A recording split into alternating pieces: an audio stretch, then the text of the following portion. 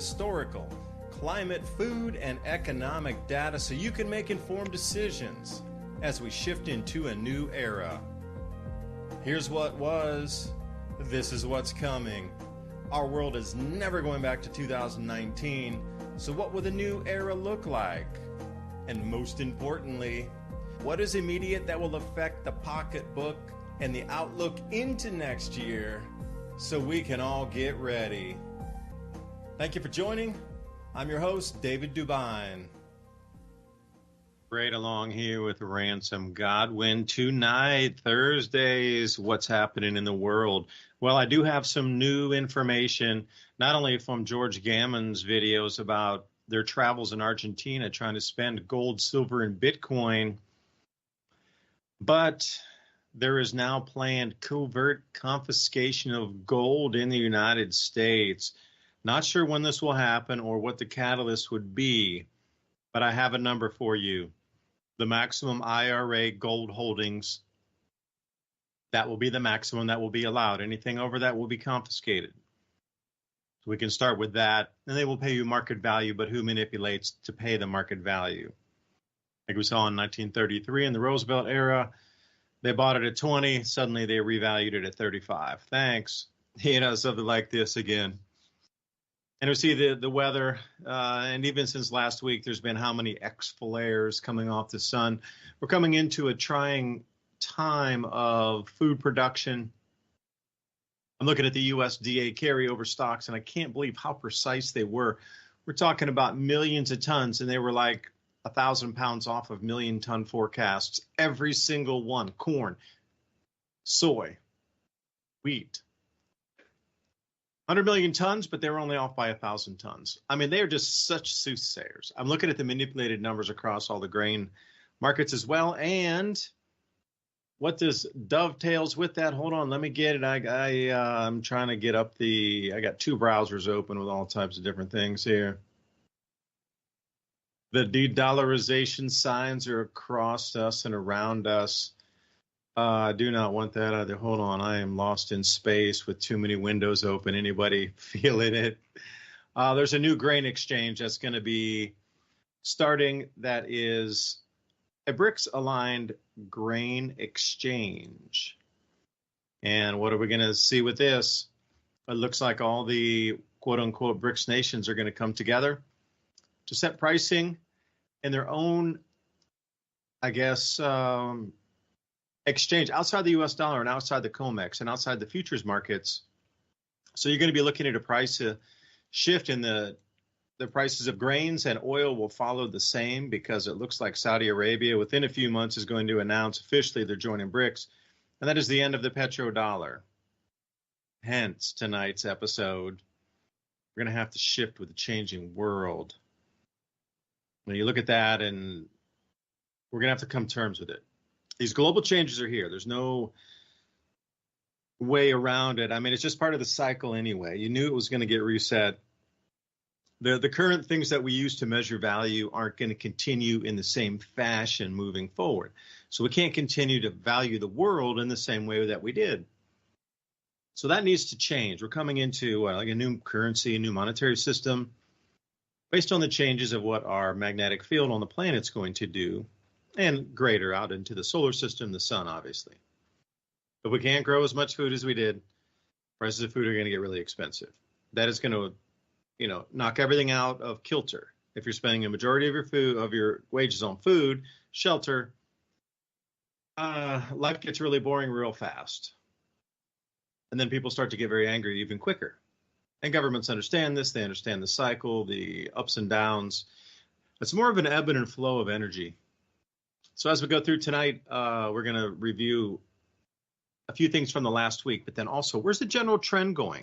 I mean, Ransom and I, we're kind of on the trend here. We definitely this week have a parallel vision of where it's going to take us before the end of 2025. So Ransom, I appreciate you joining me. The floor is yours. Yeah, I don't know where it's going to go exactly like year by year, but it is becoming evident. And, that video that you sent me, it kind of put some pieces together, at least in my conspiratorial mind. I was thinking, why is it, so much the push for digital money? And that kind of put it together. And I don't mean digital money as in, like Bitcoin and other things to try to avoid, a decentralization tool kind of against the system to protect your wealth. What I mean is, it makes sense to me now why they want the masses to turn over to some kind of digital um, currency that's based on their banking system, because the banking system has a problem right now, in which they talked a lot about it, is that the people and entities around the world, including competitive monetary systems, if you have the actual money out of the bank, it's not in play anymore. And they can't do much about that because it exists and it's there. I mean, they were showing Argentina and their money just decreasing in value. But the fact remains, like here, when you have large amounts of money, the bank can't depreciate it as fast, and you have it in hand. And not only do you have it in hand, but you can use it because mostly everybody else doesn't realize that there will be a point in which that money is not worth anything. So it makes sense that they're going to change over to this digital, what is it, a CBDC or whatever, that's tied to your social credit score and how you behave. And this will eliminate, for one, people owning real things like large amounts of gold, right? Because that won't help them in that system. And I think that's the whole idea, is to transition people over to this idea of owning things that don't really exist.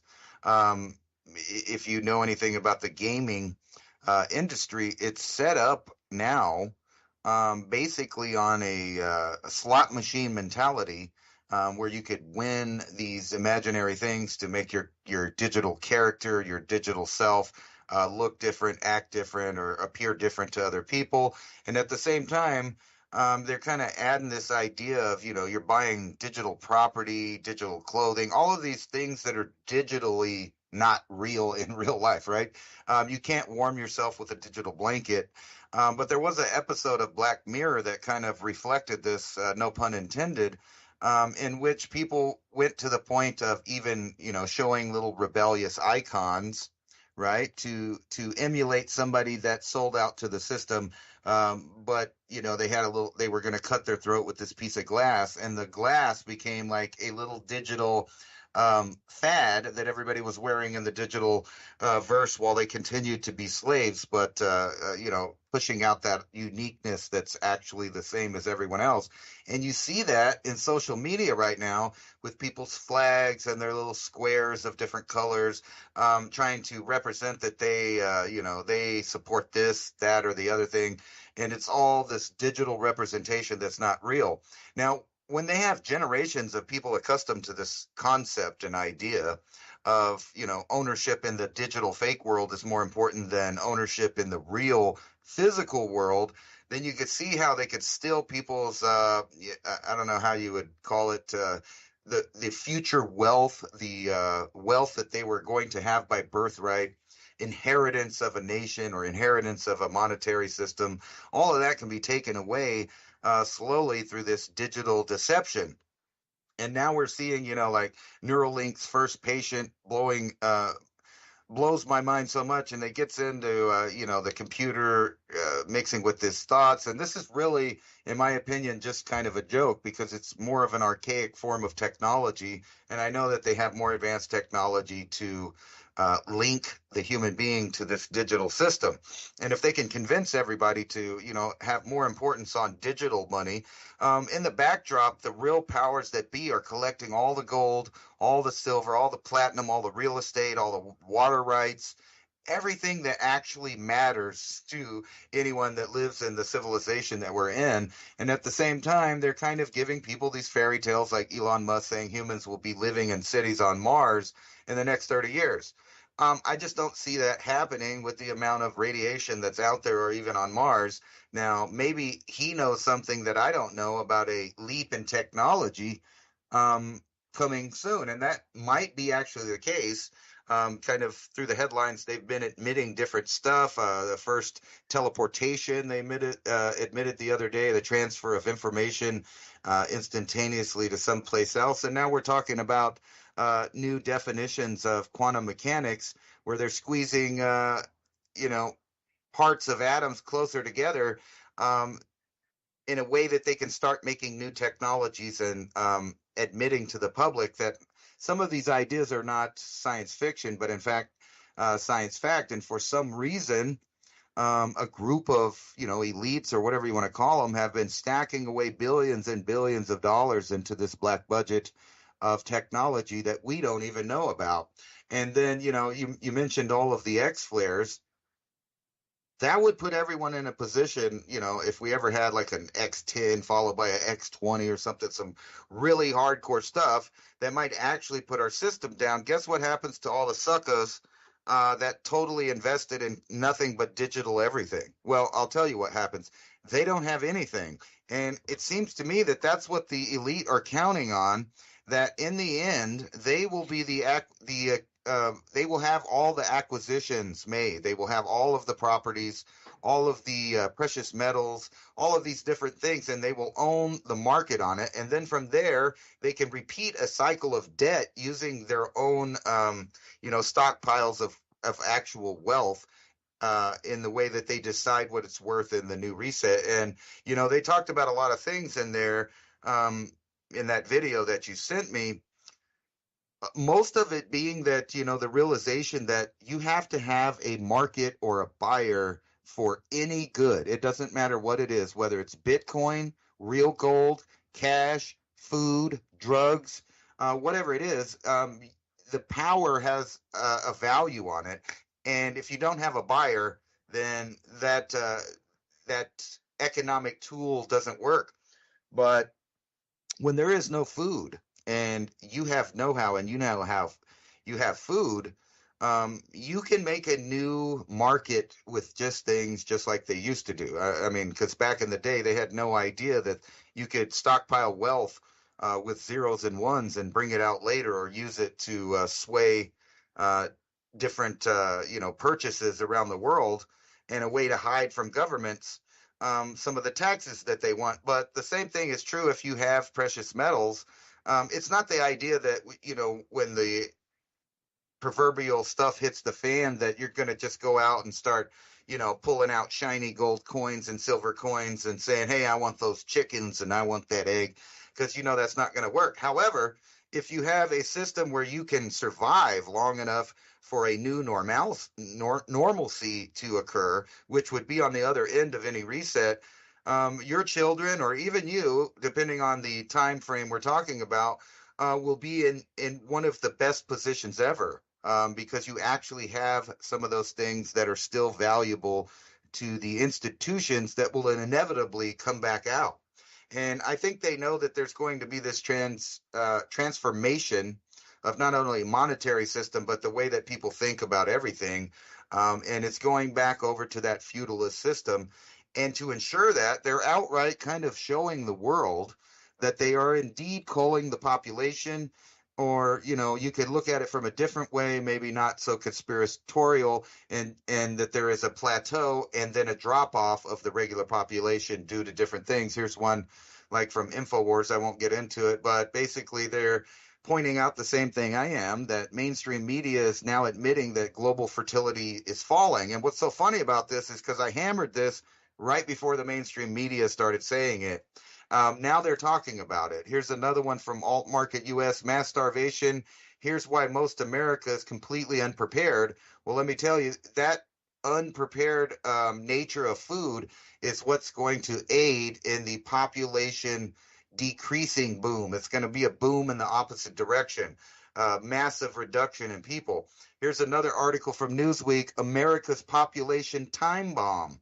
So everybody's coming to terms with the fact that the world is now having trouble reproducing. Now, it doesn't seem like a big deal now because we have 8 billion people. But in several generations, that number exponentially decreases, and especially with some of these programs that they have going on. So if you're an elite person and you're wanting to reset, this would be the exact time that you would start all of the programs necessary to mastermind the next evolution of civilization. In other words, you would enact all your programs, not for now, but after everything gets reset, so that you'll have a handle on the power.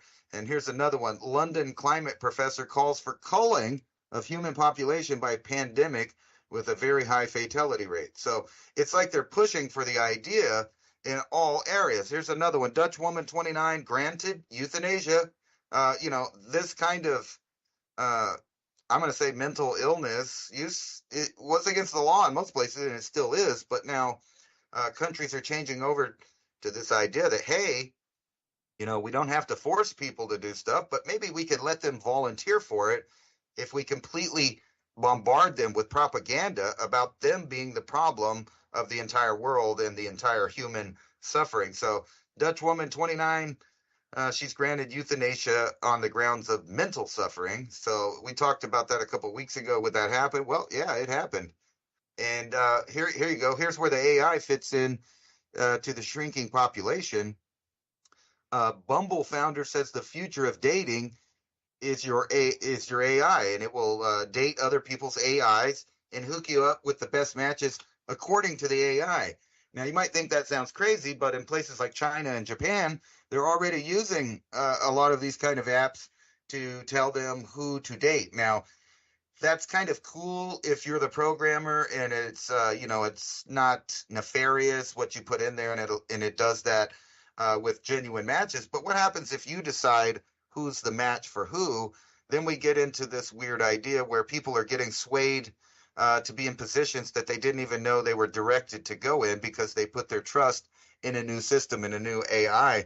And now the money's all going to be tied to that. So everybody that's alive will have to deal with this digital thing, or you could resort to things that I guess will be considered a black market in the future, which will be these digital currencies and gold and silver and stockpiles of product of different kinds, if you get my drift. And it could be anything, food. Unfortunately for us, the governments of the world know this, and that's why they're kind of stockpiling all of the resources themselves. That way, less of the population has the ability to have it.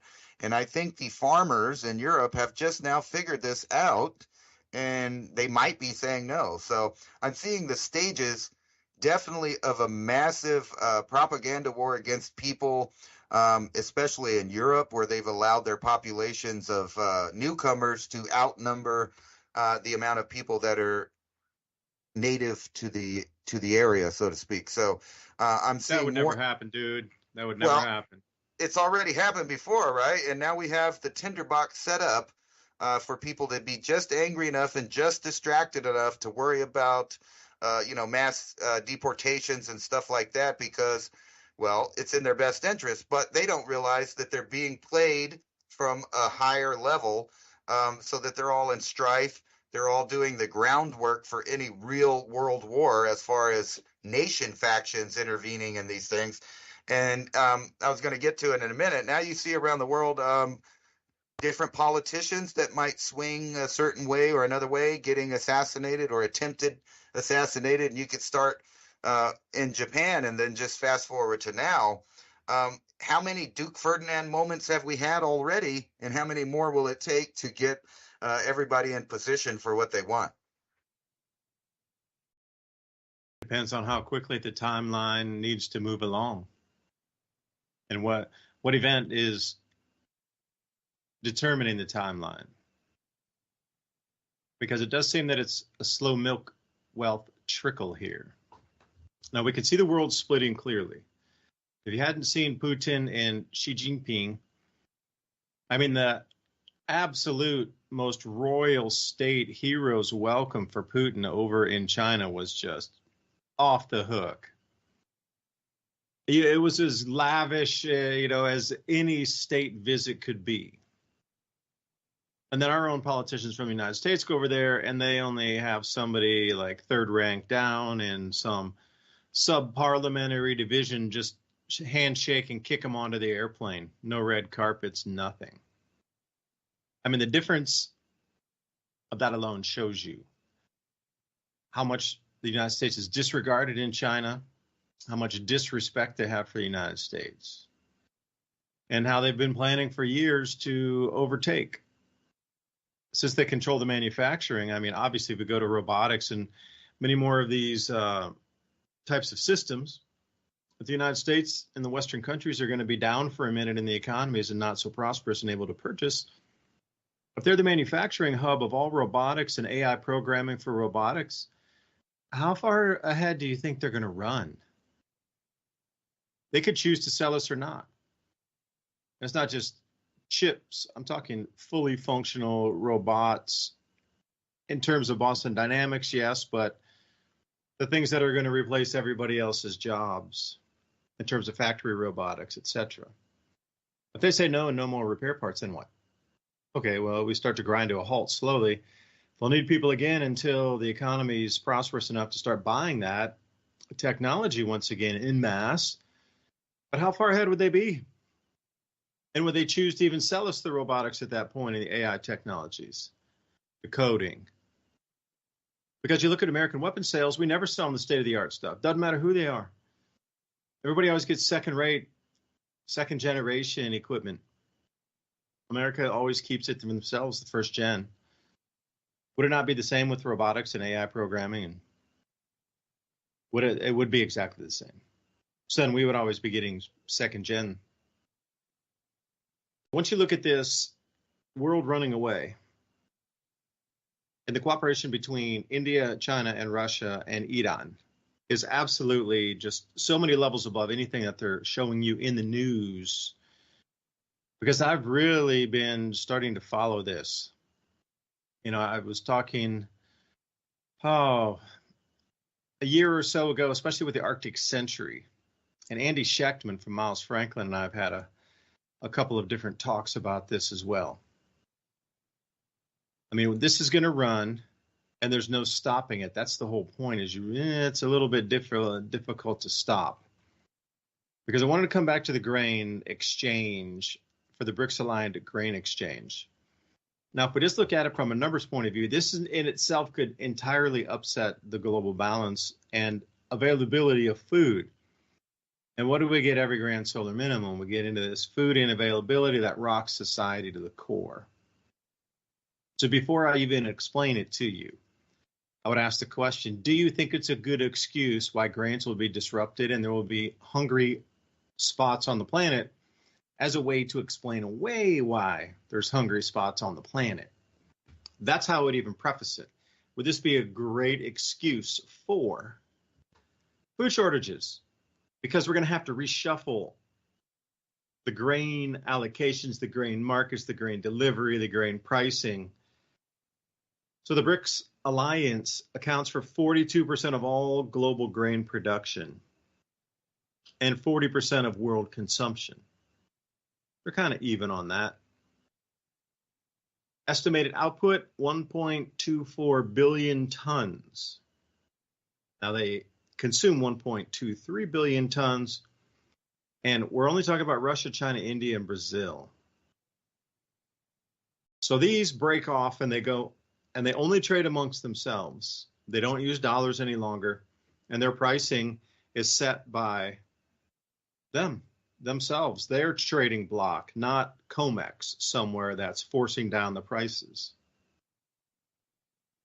How will this affect the rest of Europe and the United States, Australia? It would break the markets, is what it would do. Because if we look right now at Shanghai Gold Exchange, they're offering about $200 more per ounce of gold that is being offered either in London or here in the United States. So traders don't have any allegiance. They're just sending endless amounts of gold. I guess over the last several months, 370 tons has gone through the Shanghai Gold Exchange just because of the arbitrage difference in the $200 per ounce. As I spoke about before, during the Lunar New Year, or Chinese New Year, this year they were encouraging citizens to buy 1 gram of gold. Give it as a gift, keep it. They had these cute little piggy banks made of glass where you could see your gold bead inside. But just in the last 2 weeks, that stopped. They told everybody, we've achieved our goals. Now the central bank needs to buy more gold. So please, citizens of China, start to buy silver. And obviously, since China said it first, an enormous amount of other countries in the region are also following along. But Thailand has been buying and a major silver producer forever. So this shift from gold to silver, watch a lot of things get drained out as well. And I think they're offering 50 cents more per ounce in Shanghai for silver than they are here. It doesn't sound like a lot, but if you're talking millions of ounces, that's a lot. Oil and energy also is going to split. 60% of the world's energy will be controlled by BRICS, and they are going to come up with their own trade unit called the unit. And this goes back into the central bank digital currencies and units of account. Now, there's a huge amount of new information coming out, and as of yet, there is no name for this entity. It's called the unit. And the BRICS, who are gold mining nations across Africa that are going to be joining, and those that produce energy, that in terms of OPEC, they're setting the rate for 1 gram of gold for 1 barrel of oil. Now, how will this play out into, excuse me, 1 gram of gold, 1 barrel of oil equals how many bushels of wheat? 1 gram of gold, 1 barrel of oil. Those are the two medium of exchanges that you can trade them 1 for 1. Now, they're going to use that 1-to-1 trade and swap it over into all this grain business here as well. So how many bushels? Unknown at the moment. It's unknown. But this is going to be a direct swap trading mechanism. Now, keep in mind, while all this is going on and they're switching monetary and currency systems, the US dollar will still be out there. It's just how much will it be used? And if it's outside of the realm of most of these countries, then that means our military is going to have to shrink because we just won't have the demand for all these treasury bills. I mean, yeah, we could print it ourselves, but then what would we do? Just make extra money printed for... That's not the same as loaning it out. And that's the whole thing about George Gammon's video, which I learned, and I was trying to understand the principle better is, yeah, all these dollars come flooding home, but most of them were just made out of thin air anyway as loans outside. They weren't treasury bills. Treasury bills and loans are two different things. So all the extra money that was given out to the world in terms of loans, if we were to come back to the United States, it would balance itself at zero because it was zero when it started. They just made the numbers on the computer and then they changed the balance sheet number and those people were able to buy a building. Okay, when that money comes back, it balances back to zero. What doesn't balance back to zero are all these treasury bills that we're selling out because there's interest due on those. I guess we could print to finance the military, but for how long? You can only print your own money for how long? That was the whole thing is this equivalent, the unit that's coming in, is absolutely going to dominate a minimum of 40% of the planet. And they're going to digitize this. So for an example of a real world assets, if you understand RWAs, I would highly suggest digging into it.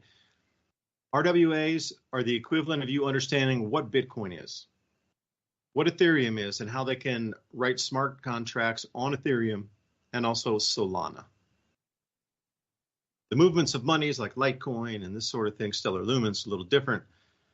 But if you are in the basics of understanding cryptocurrency world and realm, you first have to understand what Bitcoin is before you can understand the rest of it. And then you get into the Ethereum blockchain protocol where then you can write contracts on that called smart contracts.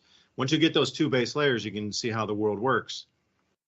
So what they're going to do is they're going to take like 100 barrels of oil equal to 100 grams of gold, which is 30, if you're going to do 28, about, let's say 3.5 ounces of gold, just to make it easy math, and we'll make it $2,000 an ounce, not 2,300 like it is now. So we're still looking at what?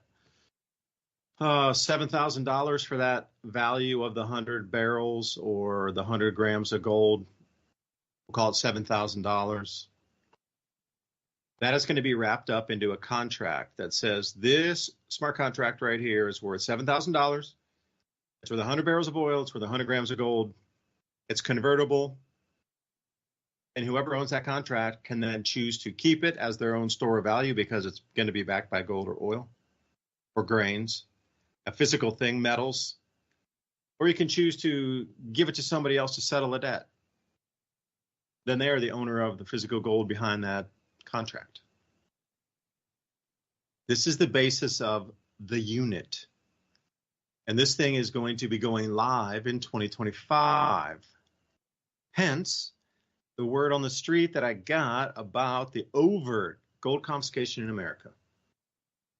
They will not they will not confiscate your American eagles because it's coin of the realm, as I've heard it. Anything outside that coin of the realm, like if you're holding Krugerrands, you're holding Maple Leaves, you're holding Philharmonics, you're holding anything that's not an American mint gold coin, that can be confiscated. Also, collectibles will not be. But the over-confiscation then comes in terms of IRAs. So how much is your max allowable holdings of a gold IRA? That will be the max allowable amount of an American to hold gold. Anything over that IRA maximum will then be confiscated. And this all rolls together into one larger picture where we're at the end. We're not going to hyperinflate as of money coming back with devalued dollars to pay off debts issued that were spun out of thin air. Those will balance back to zero. What will not are these treasury bonds that we're going to need to pump into infinitum to try to then fund when there's no longer a line of buyers. And this is where it gets into this murkiness of what's the timeline on this? How much would our lives change? How much would our prices go up here in America natively?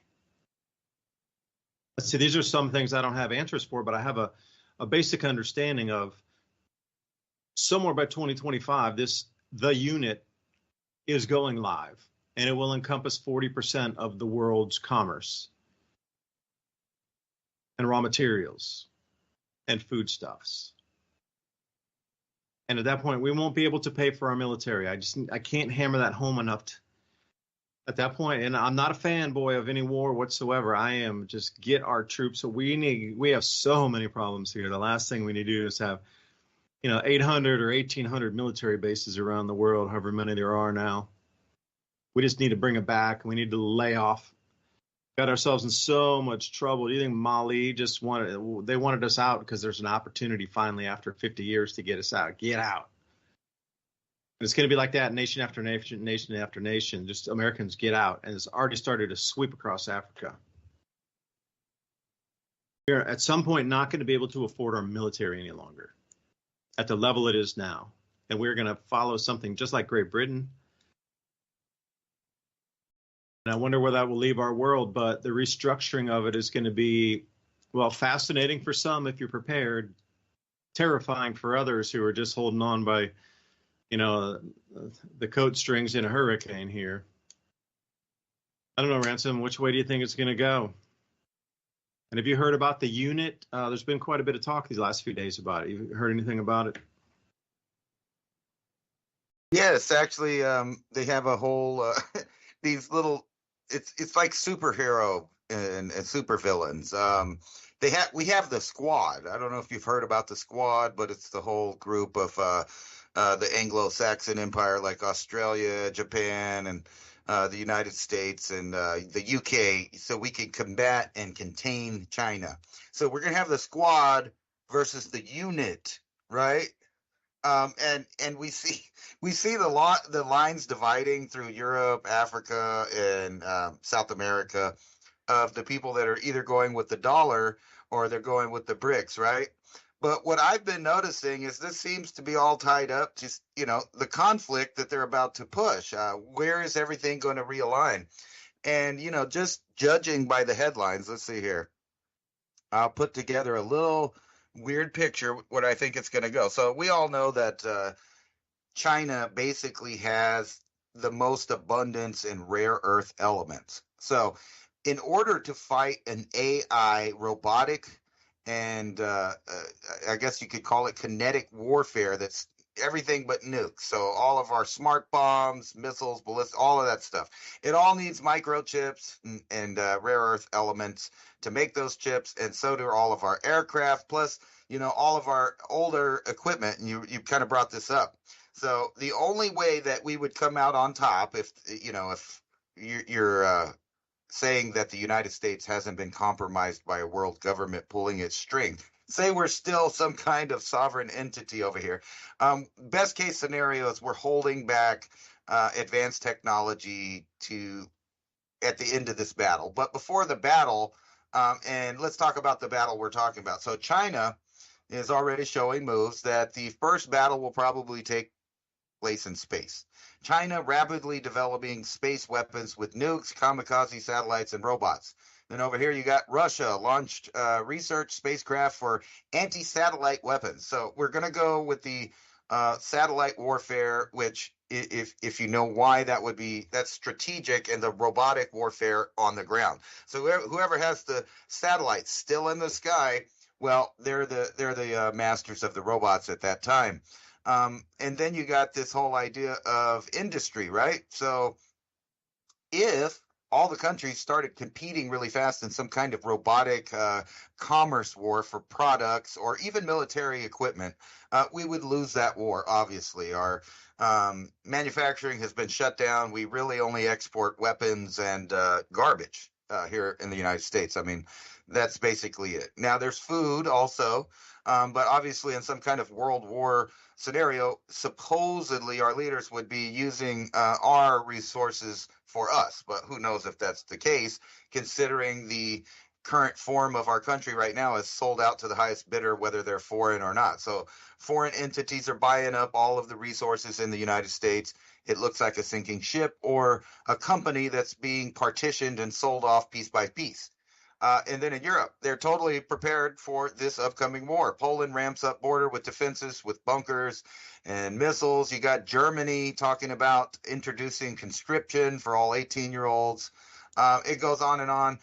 You got Japan. They're ready to kick everybody out. World's friendliest country suddenly orders crackdown on foreigners, and a huge shock to some people. They were told from the top to find out, who doesn't belong here. Keep an eye on them, and not only keep an eye on them, treat them rudely and mess with them. Search them, find out what they have. So you're about to see some weird stuff progress. And then here, back to the digital currency. The Belgian government will intervene to ensure that prostitutes do as the pimps tell them, because they're there to protect the people. So in a new law in Belgium will allow pimps to seek government mediation if prostitutes refuse to basically work more than 10 times in a 6-month period. And they've introduced legislation. So we're talking about a totally crazy collapsing governmental system that targets its own citizens in the Western world with an upcoming world war. So how does that work out? Well, obviously, if you degrade the living situation of people in certain countries, it's real easy to motivate them if you tell them, hey, we just got to go over there and kill these people so that we can have a better time. It's classic, it's old, they've done it before, and they're setting up these multicultural shatter belts so that different sides of different ethno groups will choose one side or the other. And then, of course, on the bigger scale, those groups are going to go with their host countries that are picking a certain kind of currency, which is the BRICS, not the dollar. So you can kind of see where this is all getting played into a massive crunch. And then, everybody's talking about and hailing the stock market right now. And when I look at those big numbers on the stock market, I see the equivalence of the inflation in the dollar and the worth of those items being sold and traded and all of that stuff. Everything's inflated and it's ready for a crash. But as far as the world, kind of situation, it's kind of obvious that they are planning on spending out and draining the Western world's resources all the way through. And not only that, handing over your children to this massive population reduction event. And it seems, judging by the moves that all the countries are making and the massive predictive programming that's been through the last couple of years, this is going to be a faceless war. This is going to be a war of robotics, of hacking. And what does that mean for the everyday average citizen? Well, it means that they can implement fear on you at any time in any place of, things just coming out of the sky looking for you to kill you. And then at the same time, blame that for why, they can't transport food, or why you can't get food, or why there's no power, and all of these different things. And then, you get people used to being afraid of things coming out of the sky. And then you got this Pope guy over here about to hold a press conference on aliens, right? And the supernatural. So people are confused.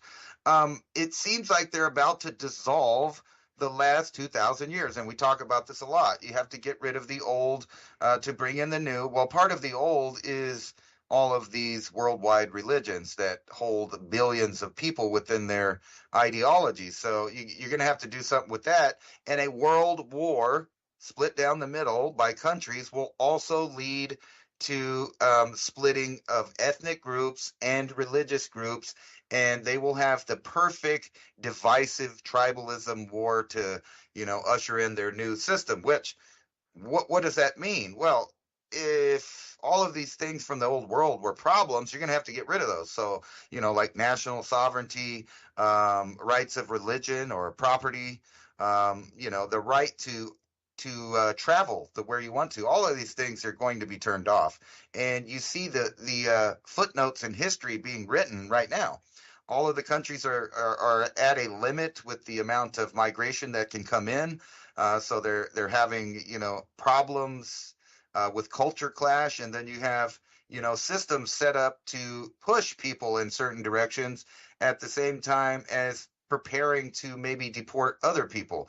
So, I think of the Weather Underground as a little small concept that might be relevant in some of these Western countries, that whenever this world war starts, one side inevitably is going to win, which means the history will be written for that side, and the monetary systems and everything will be for that side of things and way of thinking for the new system, which will be just one system.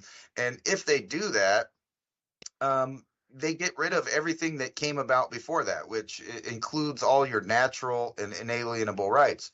And you can kind of see this attack on culture from every angle, whether it's your personal beliefs or the economy or how you are able to have food. And this is going to be a strange thing, because if we do this, I hope the U.S. will pull itself together like it has the potential to do and shown in the past that we could do. I mean, we did live through a Great Depression. We were, hard up for a little while, but things progressed. But how did they get it back going? Well, we had a major world war to redecide who gets the wealth for a time period. The question is it your side of the world that's going to be on that winning side, or are you the one that's slated to be in the poverty sector? And I sent you this link to the InfraGard. I bring this up every so often. It's a connection of citizens that report directly to the government about things that people are doing and things that they see. And we're seeing this on all levels. So now we have where was it? Here it is. I lost my spot there, but basically they're finding new ways to get around any legal rights that you have and find ways to spy and keep track of you. And now we have rumors, of different cells in the United States that are loyal to one of or more of these other groups around the world. So I see it at a special place that they're about to pull the plug. But don't disregard the Pope and what he's saying about extraterrestrials. And keep in mind that, the mainstream media has also been more open in pushing the idea that this is something that we might have to deal with soon. So whether it's real or fabled, I think they have more rabbits to pull out of the hat. And I think we have a long way to go. I would think several decades of some of these programs coming to fruition to get it exactly where they want it. And, when I'm looking at, I don't know if you noticed that the portrait of the king has been out, and, all kinds of people have flipped it, and it really looks demonic, and the whole coloring of it's demonic. And you know that this guy's from one of the elite families that go back to Dracula, that go back to the Prophet Muhammad, from different lineages. These guys think that they rule the world. And keep in mind, this is the guy with probably one of the biggest amounts of gold in the world. So if you can take all of the gold out of the system and all of the precious metals out of the system, you can cripple certain nations, certain people, certain ways of life. And it makes sense to me that China would be telling people to buy a little bit of gold, because each little bit of gold, guess what? It's not in the central banker's hands, and therefore they can't manipulate its value because they don't have control over it. It's like the diamond trade. I'm sure there's more diamonds than the ones out there for sale, and they would sit on those so they can control the market. And that's been, the big case with a lot of things. They do it with oil. And isn't it ironic that right when we're coming into a time that countries might mess with the supply of oil or the price of oil, that our leaders over here thought it was a good idea to drain our national strategic reserve and then not replace it. So it seems that the plans are for us to fail here. So you better be taking care of yourself, because no one else is going to help you. No one else is going to take care of you unless you've already connected with other people and made counter culture civilizations, I guess you would say.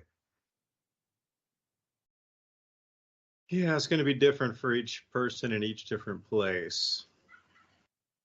So as you were talking there, I was looking at farmers, and farmers in bad positions, not a good position.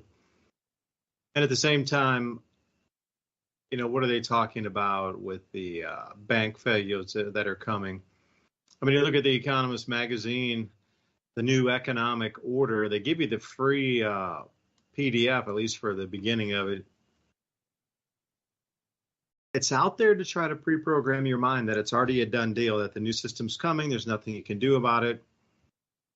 They want to start to fragment, yet save parts of the old by using World Trade Organization, but they want to fragment it into a new system of trade. And, they go through this thing from the 1930s and how, tariffs caused America's woes in the 1930s and the Depression, and it dropped 40% in just 2 years because of tariffs. Like they're setting your mind for this. Gradually and suddenly. Broadcasting, it says if it's a SOS signal or some sort of Morse code, middle-income countries like India and Indonesia are now going to be the beneficiaries. Places like Britain and South Korea, not so much. And then what do I find here? A related article. Farmers warn food aisles, these are British farmers, will soon be empty because of crushing conditions. Like I say, each place is going to be slightly different. Not everything is going to go to zero, never has, never will. Like you referenced there, these royal families, how much gold do they really have? And they could also, they themselves are the bedrock and some of the pillars of the Bank for International Settlements, which is the central bank to the central banks. That wealth, you might call it Templar gold. You could call it Solomon's treasure. I don't care what era of history when people owned millions of tons of what you today, and in terms of almost all gold on the planet was in their hands. This was and is the beginnings of what we understand today as the Bank for International Settlements. The untouchable, unnamed royal families that have been in control for 6,000 years, these same. They're going to continue to shift around to slowly draw wealth away. By collapsing too quickly, well, there's a lot of, say, money left on the table. You would never do that. This is a controlled demolition. I'm just having the question of how many times has this been done before? From the Roman Empire, Greek, Sumerians, go further back, or come to the present. I mean, which chapters of history are we privy to read the truth about? When those collapses have come in and come on, were they natural, or was this the same exact thing we're experiencing today with the same controllers just 2,000 years ago? Copy, rinse, repeat. But I digress to the farmers here in England or the UK. UK is facing dire food shortages, forcing prices to skyrocket, and experts say this is only the beginning. Okay, well, you can see some of these countries are earmarked, like I say, liquidated. They're in liquidation proceedings. They're going to steal all the wealth the fastest from these nations. We start to see now Australia, UK. Where else is a place that's quickly disappearing and is just runaway inflation with food, and everything in the entire life is becoming so expensive that it's becoming not even affordable to live a normal life, even with the basics. New Zealand would be another one. Hey, there's a trend there, isn't there? We're starting to look at these westernized nations. Why is it that the Western nations are being singled out? When you look over at places like China, bountiful growth. Not as much as they want at regular 8%, which they always try to achieve 8% growth. But compared to anything that we're seeing back here, it's astounding. So why are coffee prices, beer prices, wine prices, every possible thing that you can purchase price going up in terms of, I thought the dollar was the strongest thing on the block. Well, if that's the case, then it should have kept its value and we shouldn't be experiencing this inflation at all. If it's the number one King Kong on the planet, then we should have the most stable currency. Unless it's being inflated away on purpose. See, that's what I don't get is all these articles that I read, they're talking about a massive shift from one system to another, but in the interim here, the dollar will reign supreme during this time until it doesn't. Just even taking that into context, why is there so much inflation? Why is life becoming so unaffordable for many? Why did my insurance premiums raise 30% when I've never had a claim? I talked to the agent, well, the materials are more expensive. If they have to make a claim, it's going to be more expensive. We should have decreasing prices here. With all those people using the $70 trillion around the world, 70 trillion. And King Kong on the block, strength of the dollar, that means some of these things make no sense unless you look at it with a different set of lenses. And if you look at central banks pushing in the inflation rate to try to strip wealth, well, they've done that since 1913 here in America. Our Western Five Eyes nations, or the Western aligned bloc, is the one that seems to be being milked at the moment. Now look at it as, all right, it's transference. So what happened when these Western nations started to come together, say circa 1100? What we see today in our world really began around 1100 AD. That consolidation of wealth and power yet again into, it's almost as if the Roman era had straggled through that time. And a lot of people say that the timelines are not exactly true. They're off by several hundred, if not 1,000 years, depending on who you would listen to. But that would make sense if there was lost time somewhere, 500 or 1,000 years of lost time. It would go from the Roman era straight up into the reconsolidation, the reconfiguration of what we consider the Templar era. Like that would make more sense than anything if that skip of time was right there. Roman era collapses. Suddenly, even if it was 500 years, and at 535 AD, and then boom, then suddenly the Templar riches come out and we reset the world, and then the money flowed into a set of different hands in different nations and different continents for this new system. Now, it seems like it's just being pulled out and taken over to the same old places that it originated from the last cycle. As you go down to Mali, they're finding these canals down there. I'm looking at these vast ancient cities, and I'm not really a Microsoft news person, but somebody sent me this link here today. Archaeologists use Google Earth to help find 3,000 square miles of prehistoric settlements from a newfound civilization in Central Europe. I'm like, wait a second here. You found what? The ancient society was less centrally located than its predecessor. Okay, so it fractionalized and must have had a bunch of land to go out and resettle then, hadn't it? New study found evidence of a previously unknown network of societies living in Central Europe in the late Bronze Age. So again, I thought our history was clear as day, mapped out. And here we are finding how many square miles of loosely coagulated ruins and a civilization 3,000 years prior. Wait a minute.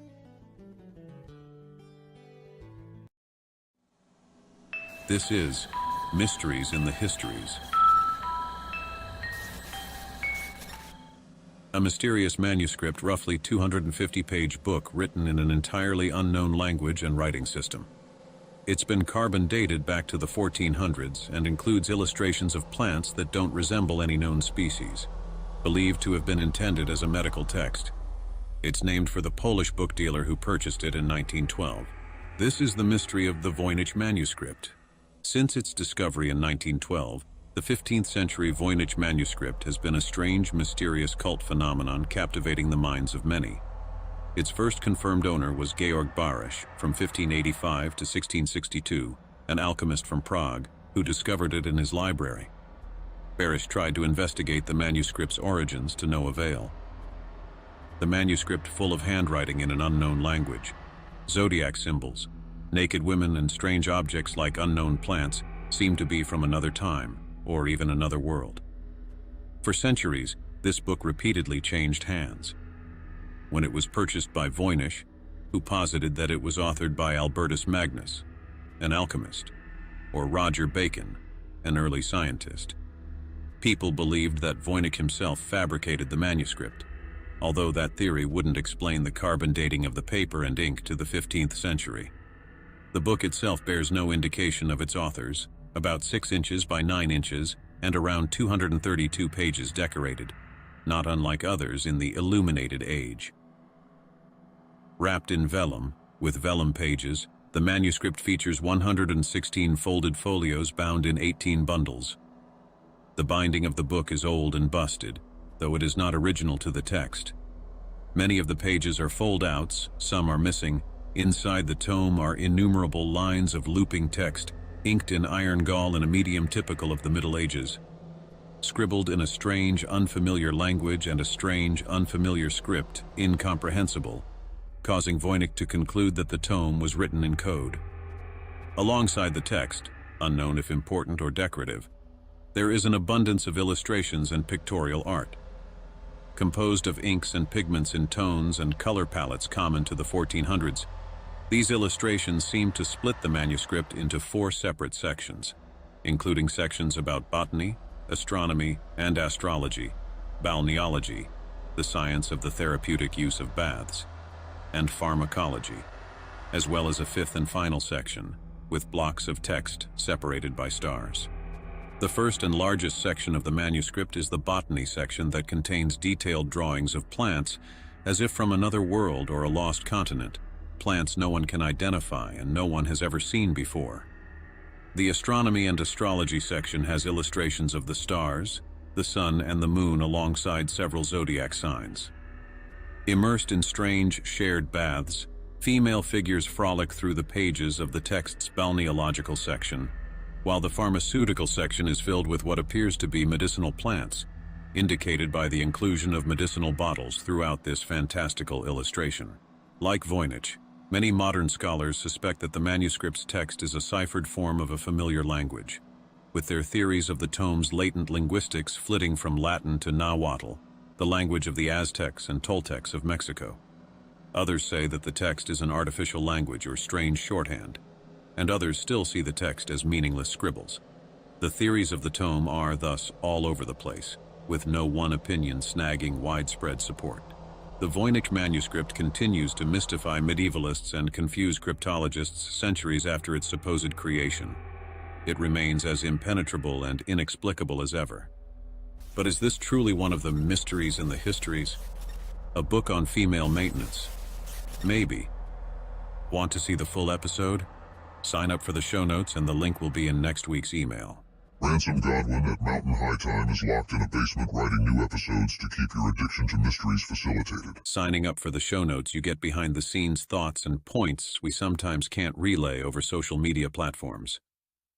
Brought to you by ITM Trading. ITM Trading has spent the last 28-plus years developing a team of expert researchers and gold and silver analysts to make this possible. Simply put, we build strategies which are historically proven to protect your wealth and assets through any economic downturn. 866-834-1422. That's 866-834-1422. Go, wait a second, they were far, far, far more advanced, or something was very different than they've told us previously in terms of waterworks, technology, interconnectivity, propulsion, amongst others. I don't know, I was going somewhere with the point, but welcome back. Second hour, Mini Ice Age Conversations right here. Dave DuByne, Ransom Godwin, taking you through hour 2. Revolution Radio, thank you for letting us speak here. It seems that the censorship laws are really starting to take hold across many a nation on the planet right now. Those all went live on May 1st, and it doesn't take but a quick 2 weeks, and people are being arrested left, right, and center because of their thoughts and ideas, people being pulled aside. You can't think that way. You're not allowed to think that way. You can only think this way. So the conversation shall continue here on Revolution Radio, and I hope you can join us every single week along with other hosts. So consider a donation right here, running costs, production costs, keeping the station on air, all live so we can compare notes and ideas. I mean, how much more change can we have before you really start to point at the actual cause of the problems? And this is what I'm seeing too. It doesn't matter if it was Occupy Wall Street where they started to point fingers at the correct people. And once they did, you're not allowed to protest anymore. We saw the same thing in Canada. As soon as they started to occupy the city center, going, hey, you all politicians and your central banks, you're all the cause of our problems. Now here, I'm going to make a bold prediction because I want to start us off in Ransom. I want to see what you think. I'm going to drop you back into 2019. I know it seems like a super long time ago. It really does. But at that time, remember, they were protesting around the world central banks. There were 22 protests going on in 22 different capital cities against central banks in the nations where they were having very high inflation in 22 countries around the world. They figured it out. They all started pointing the fingers. They all started protesting at the same exact vestige or entity that was single problem for every single nation on the planet in unison. And then they're like, no, you can't protest. And then suddenly what happens in 2020? We get a visit from the spike protein. And then everything stopped on a dime. You couldn't go outside and there's no more protests. And nobody's really protesting central banks any longer, are they? But what are they protesting in unison now? We start to see across the planet multiple protests, people pointing fingers as they were at the central banks earlier. In unison across the planet in almost every nation, now there are protests all supporting the same groups of people and narratives. So I would ask the question to you, Ransom, do you think there's going to be something else in the woodwork coming along here that will also stop all these protests? But you got to remember, it's only a certain demographic that is protesting. The thing about the central bank's protest in 2019, it was everybody from the moms pushing their kids in strollers all the way up to the 75-year-old man or woman with their retirement savings being stolen, and everybody in between. Like the countries would just stop. We're like, we're not working. You guys are stealing our money. We're not going to work. You guys, and they would protest every single day. It went on for months, plural. But this is a little bit different. But I'm just curious, when will be that final percentage rollover where enough people are protesting all in unison, all on the same laser niche that it's causing a problem enough where they're going to have to start to reset the world again under some guise of something else to make everybody get off the street and stop protesting. Because it seems when we come to this point, when people really find the real culprits for whatever it is, it doesn't matter, that you suddenly lose your rights to be able to protest. Canadians, they saw what's happening. We're next. So anyway, Ransom, welcome back. Second hour.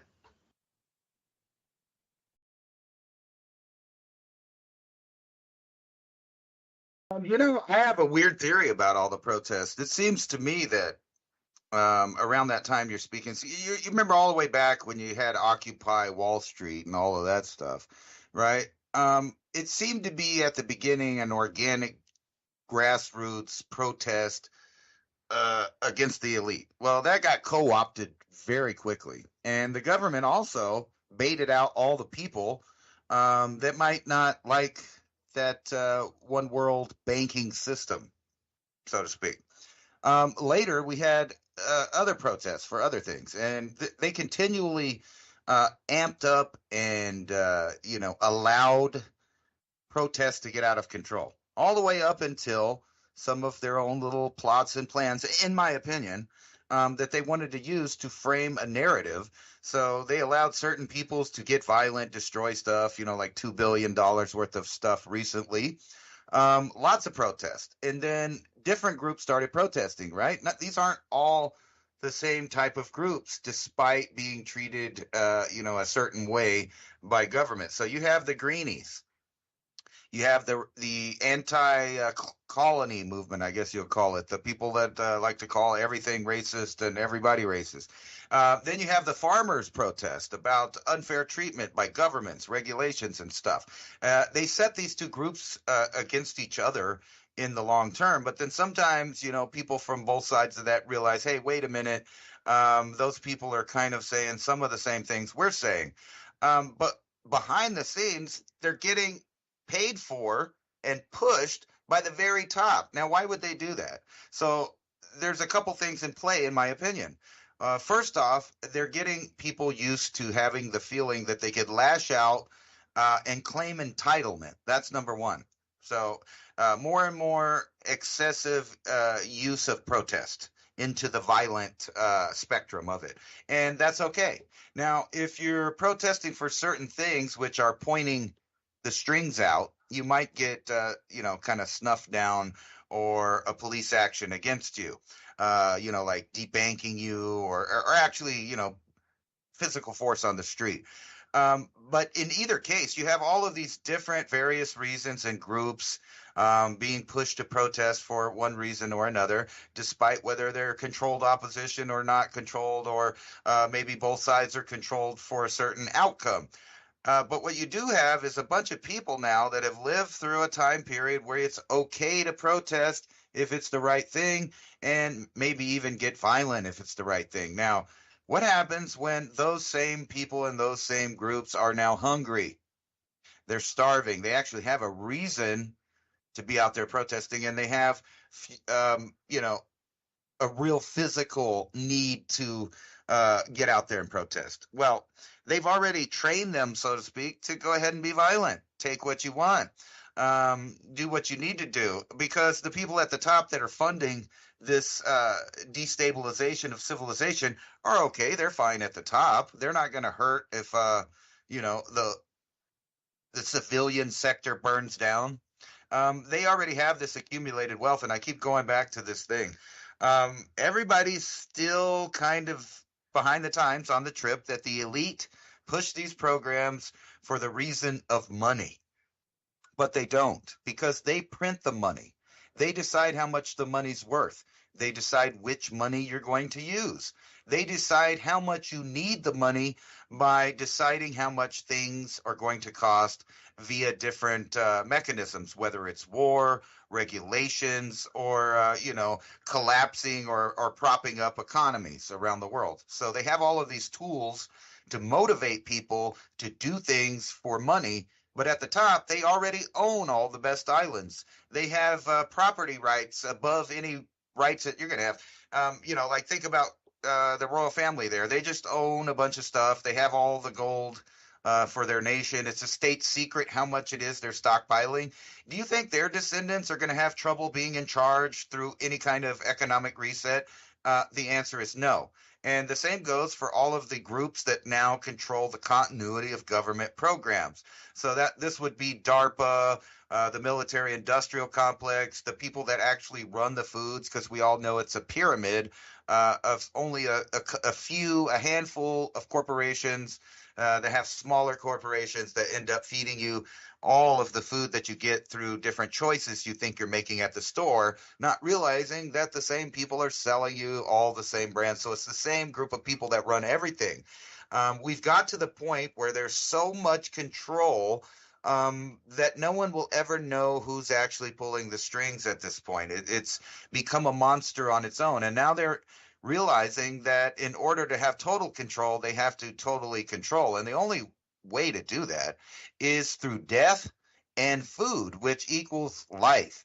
And if they can control that, they control everything. So they don't need to really control the money as much as they do the food, but they control your need for money, thinking that's the salvation you need to eat, when in reality, the earth provides everything everyone needs in abundance and in perpetuality. So it would continue to feed us. And they don't want you to think in those terms. They want you to think in terms of you need this money that they so happen to have a supply of, and they so happen to decide how much it's going to be worth or not worth. And not only that, but who gets it and who doesn't get it. And, you know, throughout the centuries, this has worked for them on a grand scheme. However, people slip through the cracks. People are able to find niches to manipulate those monetary systems and gain their own power. And that happened in the U.S. That's what happened when, you know, everybody started inventing and creating companies. And we fast forward to the future where all of that wealth and all of those buildup of different franchises and stuff have basically been, solidified into a few companies that actually run everything. So although there was a plethora of different people with businesses creating middle class, nowadays it's less so much that and more the same few 1% of the 1% own everything and decide what the regulations are going to be. They decide which countries will go to war. And in the end, they decide who gets to eat and who doesn't. And they do this through your perception of needing the money. Now, it's not just a perception, because most of us are in a predicament where we physically and actually need the money right now, because we're still taking part in the civilization setup that's we're using right now. But when that collapses, what do you do then? What's your paper money going to do then? It's not going to do anything. And the paper that says that you own this or that, guess what? Those mobs of protesters, they become mobs of rapists and hungry people that are eating the substance out of anyone that has it still.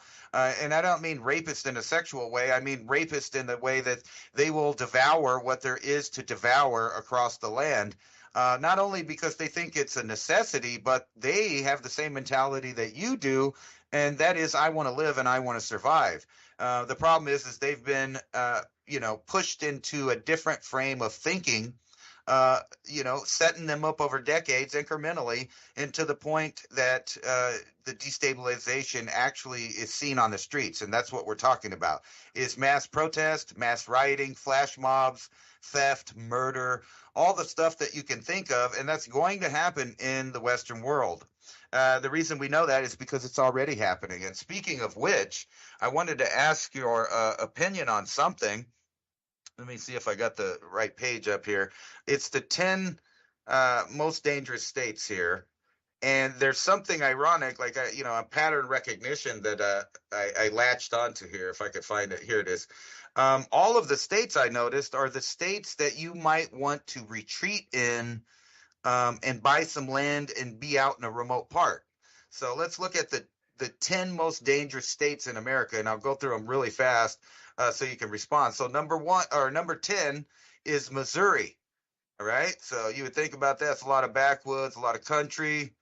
California, massive state, lots of remote places, lots of country, lots of wilderness. Also, number 9 for violence. And then we go up, and it's states you would think, of, if I, wanted to grab my go bag and go out there, I'd go there. These are those places. Oregon, violent crime rate skyrockets there, number 8. And what's funny is because these are the places you would think wouldn't really have that, but I know it's the city, but think about that. So this is kind of showing you a pattern. In each one of these states where there's remote living and food on the landscape and countryside and wilderness and the ability to kind of push out away from the matrix, you also have these massive cities that have become centers of crime. So think about that when you think about the scenario of running out of resources. Okay, let's move on from Alaska being number 7 to number 6, which is Tennessee. Number 6. No. Yeah. Number 5, Washington State, another state, along with Tennessee, that has lots of countryside, lots of resources, lots of ability to grow food, farm food, ranch, all of these things. Number 4, Arkansas. Used to live there. Lots of countryside, lots of resources, lots of chicken farms, hog farms, and ranches, dairy farms, etc. Plus, they grow a lot of produce there. So these are food centers on top of wilderness centers that could give you the alternative of being away from kind of the matrix or the cities crumbling. Let's move on to number 3. Colorado, what's up there? Oppenheimer Ranch there, up there in the Rocky Mountains where it's almost all wilderness, but they have a fertile grow zone right in the middle of the state that's like a protected grow zone from the elements that's been the same for millions of years, and they can grow, and there's lots of animals to eat, elk, deer, etc., etc. Another great place to bug out to, right? You would think. Louisiana, maybe, this is in the middle of bugging out too, but again, there's lots of remote wilderness and lots of ability to grow food there. Lots of food, lots of farmers, lots of dairy farms, all kinds of stuff, you name it. Number 1, New Mexico, where I live, with a violent crime rate of 780 per 100,000. So this is funny. These are the states with the most remote locations that you would want to bug out to. I was surprised not to see Arizona on the list, judging by the pattern there. So what do you think about that? Dude, I've been around Tennessee a fair bit just because, attending conferences or, going to check out somebody's farm, all the way from Eastern Tennessee to Central. I can't say I haven't been over in Memphis very much, but anywhere, an hour and a half east of Memphis, maybe an hour west of Nashville, north, all the way down to, like you say, to the Arkansas border, that Little Rock, going across there, over on the river and swinging around. Tennessee is very safe. I mean, I wouldn't go driving in Memphis at midnight and just take a random turn off of a highway, but almost any other town, and you have to be causing trouble to get in trouble. Nobody's going to, that makes no sense. It's some of the safest places. People work together. There's still morals and ethics. Right. That's why, David, you nailed it right there. I mean, I didn't mean to intersect there, but think about this. Those are all the places, like I said, with the remote wilderness, farming. You got polite people, nice people out in the country areas, the rural areas. Water too. Don't forget the water. Plentiful fresh water coming off the mountains, aquifers, and everything. Ozarks, Rocky Mountains. That's the places that the Democrat. You could say what you want about the parties, but those are the places with the cities like Denver, Portland, Seattle, Albuquerque, and Memphis. And you nailed it. They are purposely doing that, and those people will spread out in those areas to try to destabilize it. Well, I'm going to say something here. If something really were to happen and say power to go out, somebody from Memphis is not going to reach way out here in the Appalachian Mountains in East Tennessee. The chances of that would be so remote that they'd even be able to travel that far, 6 hours across the state. That crime zone over in Memphis, well-known area, as soon as you get out of that zone, the rest of the state, like 99% of the state, is what you would consider extremely safe. You break down, there's going to be like 10 people stop and ask you if they can help you fix your car. These are the kind of places where I live in Tennessee. If you have a problem, people help. Neighbors help each other. Even if you don't know the person, you see them broken down, you're going to ask, hey, can I help? It's just that there must be a narrative behind that, because you did find the key element. Think about what's in every one of those states. There's already food production going on. And those are the states that are going to tell the government when they come along with their bird flu thing that I need to cull your chickens, your backyard flock. Everybody's going to say no.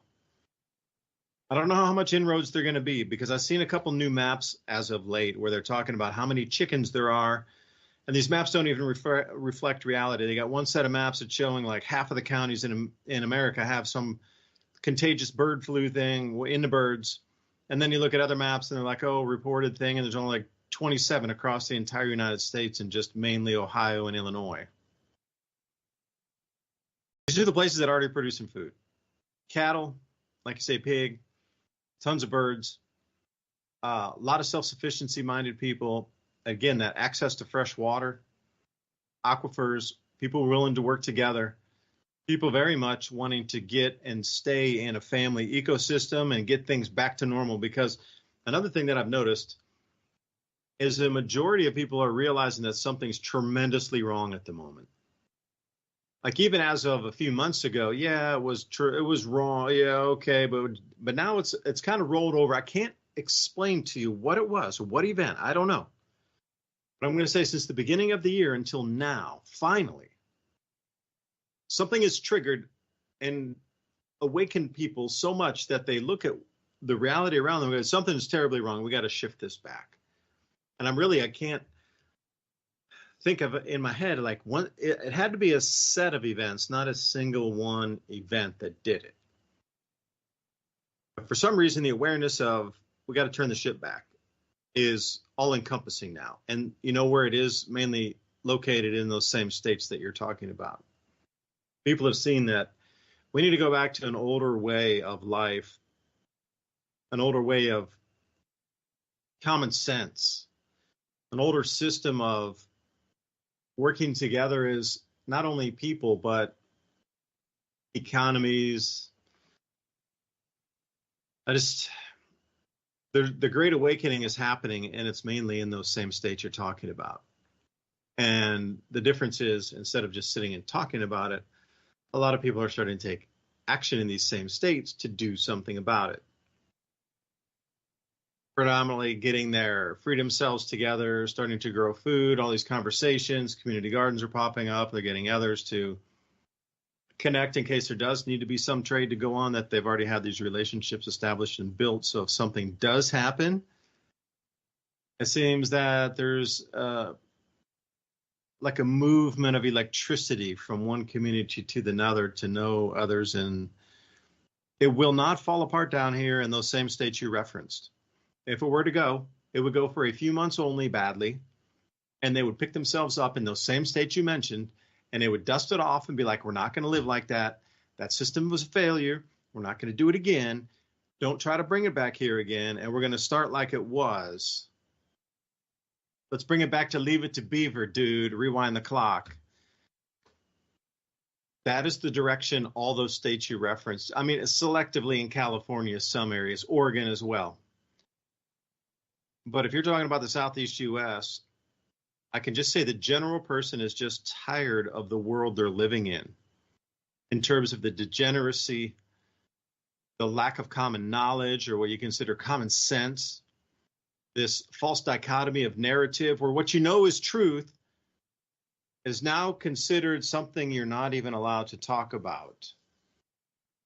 And the reality of something that is so bent and twisted 180 degrees from real world, you can't discuss without having your job possibly affected, your life being ruined. You're never allowed to work again because of things you've said or conversations just of common sense that you would like to speak about. That's the world in the Southeast U.S. People are so tired of it. You have no idea. If there's any way to rip free and break free of this grid of madness, they will happily do that and replace a system in a fifth of an eighth of a second. But that's the thing, Ransom. It's all the states you mentioned there, at least in the Southeast U.S. Like you could probably talk a little bit better about where you're at in California and Oregon, but I could see why they wrote that article. Don't move down here, because the more people that move with your mind frame is just a larger force to contend with. They're going to try to scare you away from these states. Be very afraid.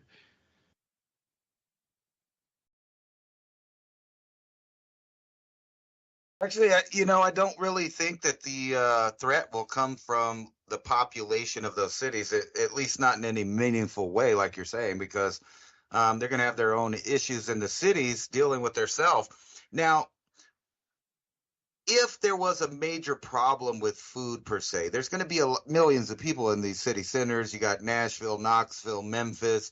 Over here, you got Albuquerque. There's Portland and Seattle, and you could go on for California, L.A., San Francisco, Sacramento. These are all places that have huge million cities. I mean, millions of people in each cities. Denver and Shreveport and New Orleans, all of this stuff, but the government may decide that, because things are breaking out of control in those places, that they need to take more control of those areas, which would give them a foothold in each one of those states that they may want to, free. We'll put it that way at first. They are going to come to help to free and get the cities in check. But, if there's real problems, they might just go out to the farms and tell them, well, we're going to need, a little bit of food. You're going to have to produce directly for the government because we have this situation going on. And it's kind of like what we were talking about, the regulations about the cement and stuff, right? You got cement pads. Well, that's just another excuse for government entities to gain entry. It's like, knocking on the door to your house and then asking you a question about something inside and asking if they can come in. Well, if you don't do that, absolutely not. Without a warrant, don't even ask. No warrant, right. No entry. Get off my porch. Right, exactly. Come back when you have a warrant. Exactly. So, then we'll have to make exigent circumstances so we can go in. Well, we know this is happening. Well, what is that? You have to voice that exigent circumstance. I mean, you can't just stand there and say, if you have a warrant here, I will hold my hands up next to my window, break the door down and break the window down if you have a warrant to come in. Otherwise, you got nothing. Right. And your exigent circumstance, you can kiss my grits. Well, I was just using that as an example because it does happen and they do gain entry into people's homes for felonious reasons. All the time, but it would be that on a bigger scale with the government. Oh, you got cement pads. We need to, come over here and see if you're the source of the contamination that's causing this epidemic of flu or whatever. Oh, you got chickens out on a pad. It's just millions of excuses. But think about a major one: collapse of city centers where you got millions of people. Then you would have to have the government take control of that area, and it would give them a foothold into those states exactly for the reason that you're saying. Those are the same areas people would say, GTFA or, get on out of here, right? Those are the same places. And unfortunately, those same states are all leftist states now, except for maybe Tennessee, not counting Tennessee, but they're all going in that direction where the government of that state is definitely not representing the majority of the state or the people that live in that state or even the lifestyle that they live in that state. People always think about California as those main cities of LA and San Francisco, San Diego, but they forget there's millions upon millions of people living in rural areas that are doing farming, ranching, and all kinds of other things. And like we said, every other one of those states that they're now telling you it may be true, but there may be some other reasons why that's happening. And one of those is the influx of methamphetamine and fentanyl into all of those same states, but only in the cities, which bleeds out to the rural areas, the smaller farm towns, which makes what? More criminals even out in the rural areas. And Arkansas would be a good example of that because I did live in the country there and did a lot of country jobs and different stuff. And one thing that I found out is, guess what? A lot of people are on them drugs, like a lot of people out there robbing and stealing out in rural areas, despite the risk of losing their head from the property owners. So, maybe those people wouldn't be such a problem, but millions more that just want, or, they've been brainwashed into thinking that they deserve it just for being there, and somehow it's being held from them, which will be exactly it's going on right now, and you can see it in a large scale. Matter of fact, I just watched a pretty funny movie, and despite it being funny, I could see the predictive programming in there to tell you to not like specific people, and those specific people happen to be 70% of the population of this country and like half of the population of the Western countries as a whole, and include the farmers, ranchers, and the people that produce food. And they're trying to a good example of this is in the 20s. They were having a lot of problems in the Appalachians. There was a major campaign to make people that lived in Appalachia look like they were low intelligence, or, dumb people, rednecks, hillbillies. And they even put that into the cartoons, Bugs Bunny and all of these other things. If you look and you go back in retrospect, you see they were using the same tactics back then to destroy certain areas to make sure that they didn't have any wealth or prosperity. And they're doing that on a massive scale now with the Western world. So I don't know where it goes from now, except for war, famine, and then the Reconstruction, which we all know that the powers that be that are in power now will be the same ones that are benefiting off the Reconstruction. Yeah, they did a full thing on that to try to, that's when you said that in the 1920s. At the same time, they were trying to push electricity lines up through the mountains here, and everybody was saying no. Because eminent domain laws hadn't really tested the courts too much in their infancy of when this started. You still had definitely land rights in the 1920s in America. But they were trying to push through all these new, social works projects and electricity into the mountains to get faster sawmilling equipment in there so they could deforest even faster and push out lumber, and bringing in a bunch of small gauge rails, to connect little small towns together so they could bring out whatever had been pillaged from the natural environment. Back then, there was no environmental laws. So whatever you scraped, blasted, or, got together, they wanted it out on a small gauge rail. So Popcorn Sutton, one of the most famous moonshiners from the area here, they try to portray everybody as, everybody's just drinking moonshine up in the hills. Everybody's barefoot, marrying your cousins. They did try to do that whole PR thing to get people. So if anything were to happen, like they took their land, it was just a bunch of them people, painting them as if they were just barely a step away from a caveman. Living in log huts, they scraped together and axed up their own, log cabin like Abe Lincoln. But Abe was, 80 years ago, but these people are still living the same way as Abe Lincoln back in the 1880s or something, 1860s. They try to portray it as, this, I don't care what era it was. Abraham Lincoln, after he was assassinated, that old log cabin thing kept sticking around forever. So you're talking 80 years after that. Well, he's still living like they're in the Abe Lincoln days, and they kept trying to paint people like that because they were nearly self-sufficient. They didn't want their supermarkets. They didn't need them. They didn't want the electricity. They didn't need it, although it would make life easier. But in the reality of it, they were so totally self-sufficient, even from making their own motor fuels with this newfangled thing called a car, automobile. They didn't need it. That was forced upon them. And then there was a bevy of laws that made that style of life illegal for a lot of people. Or you can't dam up the river. You can't dam up the creeks. You can't make the moonshine. You can't make motor fuels. You can't make biodiesel. And it was just one thing after another. Well, then they had to start paying revenuers. They had to pay the taxes. Then this whole property tax thing came up. And if you're living self-sufficient and you're not trading in money, the system that was set up to get you hooked in, just like you said, they make a money supply. They weren't on the money supply. They were on the gold and silver supply, which they, at that time, there was no such thing as, the property tax was new. You got to think about that. Property tax was a new thing. Wind back the clock there when there was almost no income tax, and it was only if you actually made money on a capital gain. It wasn't for labor back at that point. Now, they didn't even ratify that thing until the 20s.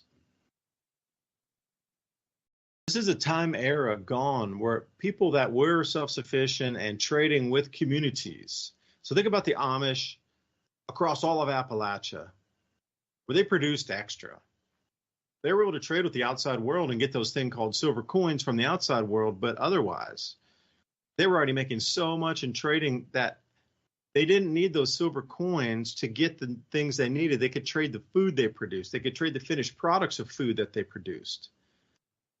They were living in an ecosystem outside what we considered monetary commerce. And that could not, there was millions of people doing it. That cannot be any longer. They have to be on the system. Like Rockefeller and that oil thing coming in, don't, heaven forbid, you use an electric car back in the 1880s. You got to put a meter on it. And all those moonshiners double refining, triple refining down to their motor fuels. You can't have that either.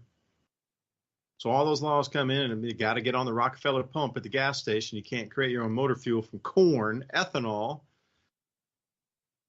That's the craziest thing is those moonshiners were using corn to make ethanol, to make the motor fuel. Yet moonshining became illegal, and then what were they doing? Only the government mandated factories could produce the ethanol, which is the same grain alcohol that the moonshiners were producing. And now go buy it at a pump from a Rockefeller station. And it just goes on. Reefer madness, that whole thing about the million oodles of products that could be made from the hemp plants. It's been 100 years, more than 100 years. And then finally, we're starting to allow to use the plant after 100 years.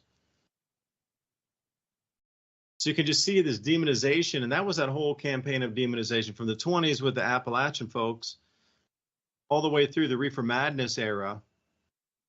Like, think about how much they swooped out of the society and took people and put them back on a system again and removed ways for people to stay independent and trade amongst their own communities just in the 1920s and 30s alone. They took 20% of American population off of self-sufficiency at different levels and put them all onto a metered system and then drove them into a world war where after the victory gardens were finished, you were fully back into the supermarkets, and almost all self-sufficiency was removed by the 1960s. Look at that transition from the 1920s to the 60s. 40 years of eras gone, and then suddenly we're back in the system. Now, we've just continually just dove down on the deep end on that, getting onto the system. Because for the majority of my life, there were supermarkets. It's only this newest homesteading thing. I think COVID drove home a lot of people. You need to get self-sufficient.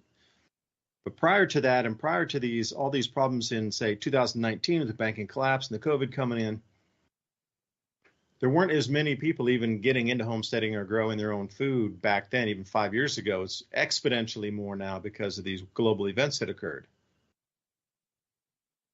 So taking everybody from the 1950s fully into a metered system of life, from everything from your electricity all the way down to the food that you got, and you only got it at the supermarket. I mean, yeah, maybe your grandpa grew some maters or something like that. Maybe the uncle threw in a tater plot, something. But otherwise, almost everything was bought from the supermarket, like 99%. So see how everything was narrativized to reverse. Now, what's the narrative today?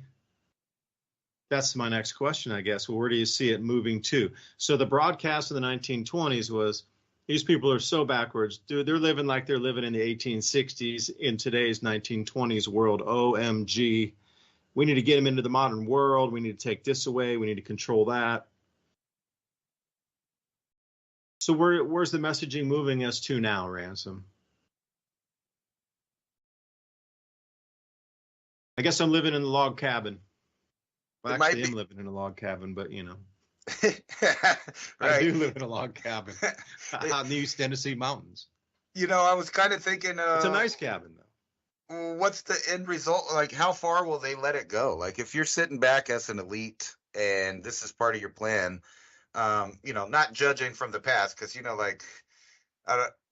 it's hard to know how many millions and millions, tens of millions of people died in World War II. You have the people that died in conflicts, and then you had people that died in ethnic cleansing. You had like 12 million people right shortly after the war getting killed in various different countries because they spoke the wrong language. And then you had over in China, they don't even count, each phase of that all together. It's probably like 150 million if you count the Great Leap Forward and, years of executions. And then that's not even, talking about just the amount of people that died in the actual cultural revolution part. So we're talking upwards of 150, and then you got over in Russia, they killing 80 million people, and then the next guy comes in, he kills his tens of millions of people. And people forget how many people actually disappeared from the planet. And there was a lot of starvation as the main tool to make that happen. Not everybody got a bullet. Not everybody got executed. A lot of people just died because they didn't have anything to eat. Now, why do I bring that up? I've been doing a lot of genetic research as far as my own history, and I can tell you for sure that at least my ancestry, I can go back to ancestors that were eating other people in like the hunter-gatherer populations in the UK. They were definitely eating each other. So at different times, people, for whatever reason, were eating each other, but I would imagine that the main factor in all of these cases is some kind of food shortage for the population that exists. Even though, like different people around the world may still practice cannibalism, or their people may have done that recently, it's not like the rest of humanity hasn't taken part of that at one point or another. That kind of makes you wonder, what that did to our genes. But anyway, I digress. Here's one. A man takes bite out of a crime fighter. He took, he bit a piece off of him. And I've been seeing a lot of this, like all over the place, people getting busted for eating people.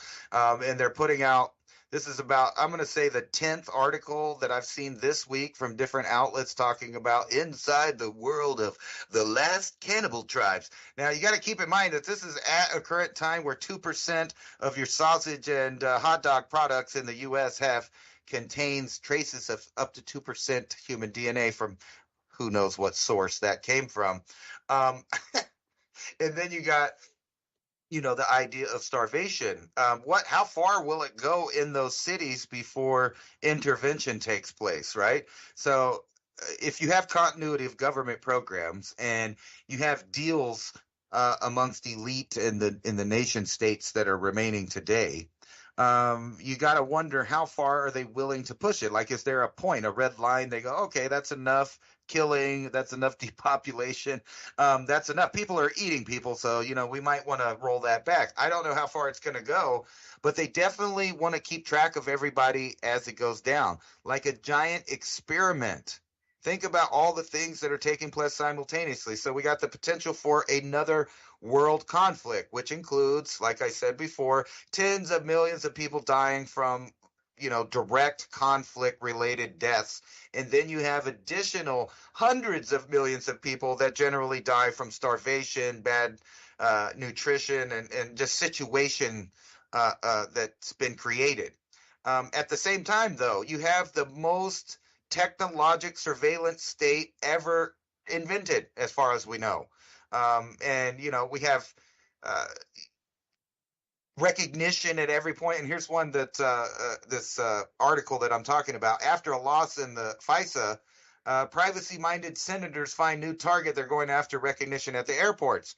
But let me tell you, they're going to lose because the system is already set up. And people don't believe in the elections here. What happens when, they start blaming one guy or another guy, or one party or another party? Or, to circle it back to what we were talking about, what if you tell the people in these cities that the reason that you're hungry is because those farmers and those truckers out there were protesting and they weren't making the food like they were supposed to, and they're all a bunch of bigots and racist, and they don't want to feed you, so they have what you need out there. They have it.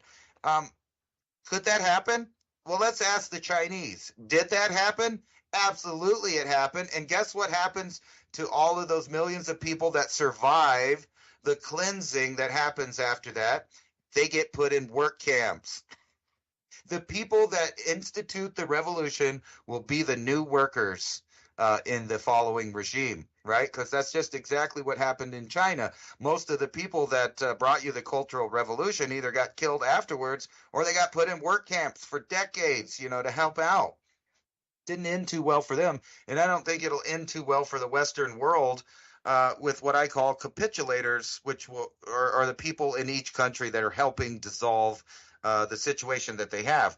I'm not totally saying that we absolutely have to have nation states as a part of human existence here, but at this point, those are the last firewalls to tyranny that we have on the earth, and those are dissolving rapidly with world government. And on both sides of this potential conflict, which is basically Russia, China, its allies against the United States, NATO, and its allies, they are going to force some kind of resolution. And guess what? All of the top people, they don't care because they're still going to be there at the end of it. And that's why I think people just don't get that concept, especially in Europe. I feel like they're going to punish Europe really bad this time, but I don't think they'll be alone. The United States has been letting in so many people that we have factions from every area of the world. So whichever way the geopolitical environment goes in Europe, there will be the same things happening in the U.S. sponsored by the same people. That's where I see it's going.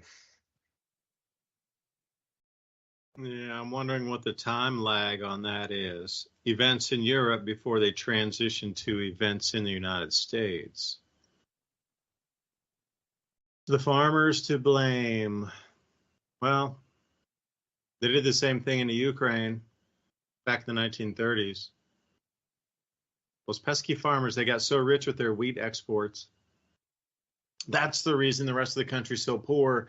So greedy farmers were getting so much money from their wheat exports. Oh yeah, they started using better machinery, better seed quality, better fertilizers, and they were able to increase, true story, their output by 3 times.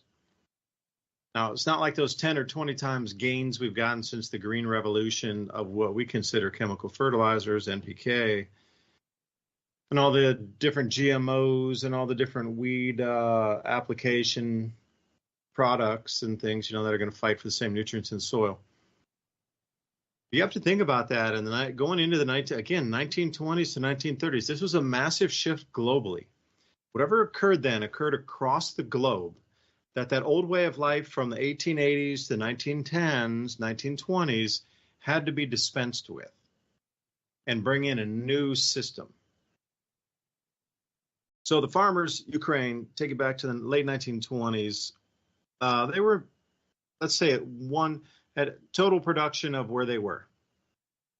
Suddenly in Europe, they started to produce some different machinery, and they brought that in, and they started to use it themselves. And wow, they were, becoming quite wealthy because of all these production gains. It wasn't,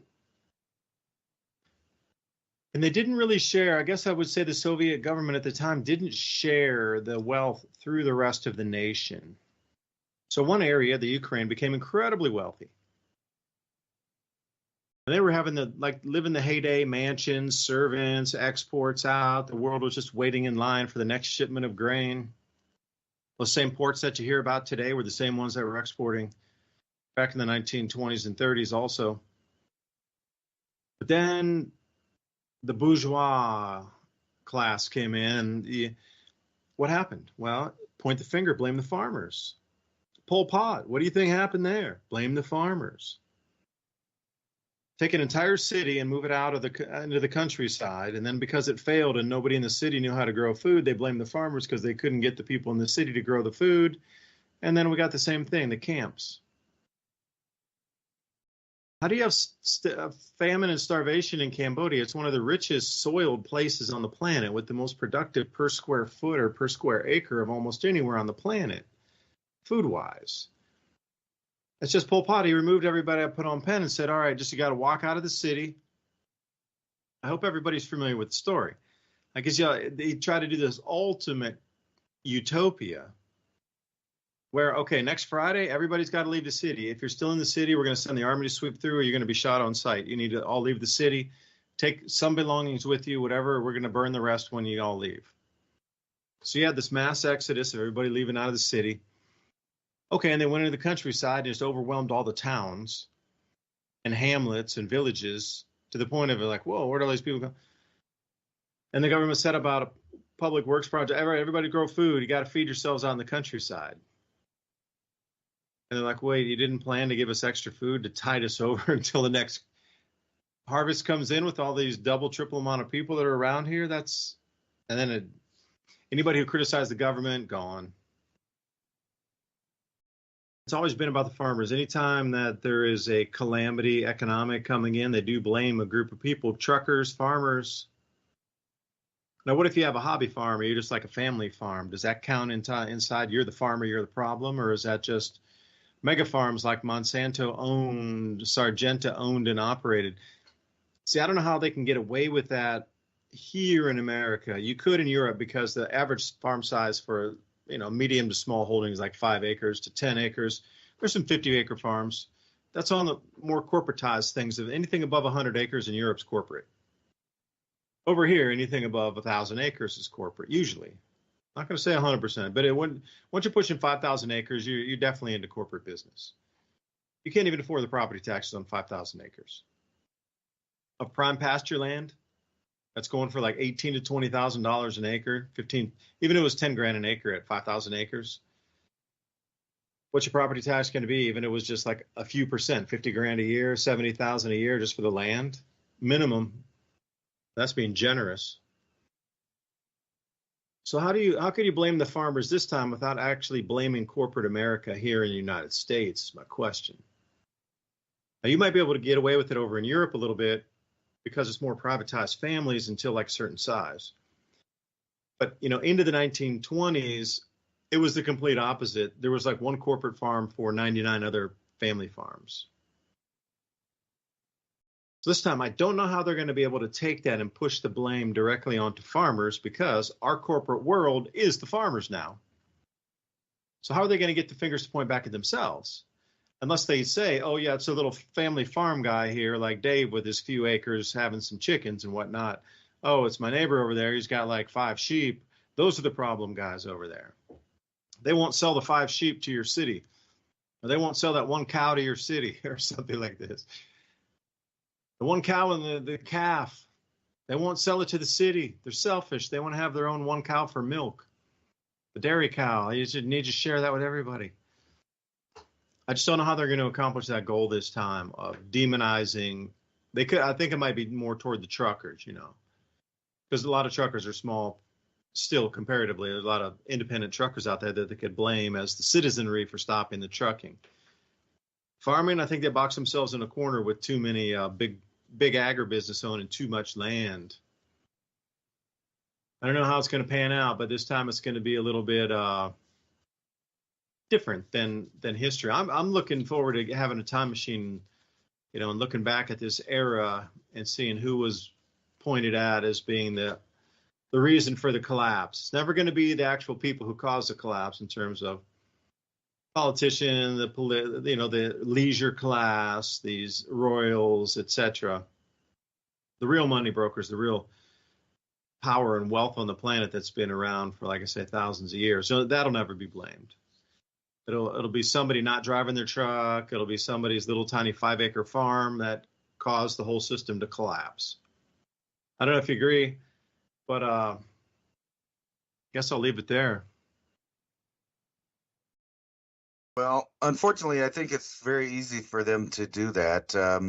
They use various, social mechanisms to blame people, but it seems like, throughout time, it's not hard to get a mob going to just point the finger at those people over there. Hey, look, they have a house. You don't. Hey, look over there. They have land. You don't. Hey, look over there. They've saved for the future. and you didn't. And you know why you didn't? It's because you couldn't, because they were hoarding and they were greedy. It's not going to be hard to tell mass amounts of people that the reason that they're hungry is because these groups of people are hoarding resources and won't capitulate to the world government body so that they could, equally distribute everything out to everybody that feels like they're entitled to have it. They've done it before in other places, and that idea is catching hold here in the U.S., and we have to fight it every second. Fight the whole idea of, Marxism. That's what it is. That's the tool that they use at the beginning, but we know the end result is a fascist communist state, and that's what they want for the whole world. We have to fight it at the local level. And unfortunately, a lot of the people that they plan on using for these things have a shelf life of their own, with various, things like skyrocketing cancer and the fact that everyone's going infertile and the birth rate is dropping. Everything's playing into their hands. It's like we've agreed to depopulate ourselves. And that's a sad day because, getting any type of wildlife or seeing any types of even just farm animals, they protect their young with their own lives. The struggle for life and the yearning for life in the animal kingdom is something that is unmatched, where maybe we need to go back to more animal instinct of certain behaviors for self-preservation, because I don't see animals just walk into a euthanization clinic. They run as fast as they can away from the danger. Maybe that's a lesson for all of us. We need to learn from nature. Bye for now. DuByne, Ransom Godwin signing off here. MIAC Hedge Conversations. Put it to your friends and family. Oh, oilseedcrops.org. Sign up for the show notes. It goes out to you on a weekly. Bye for now. Thank you for listening to Revolution.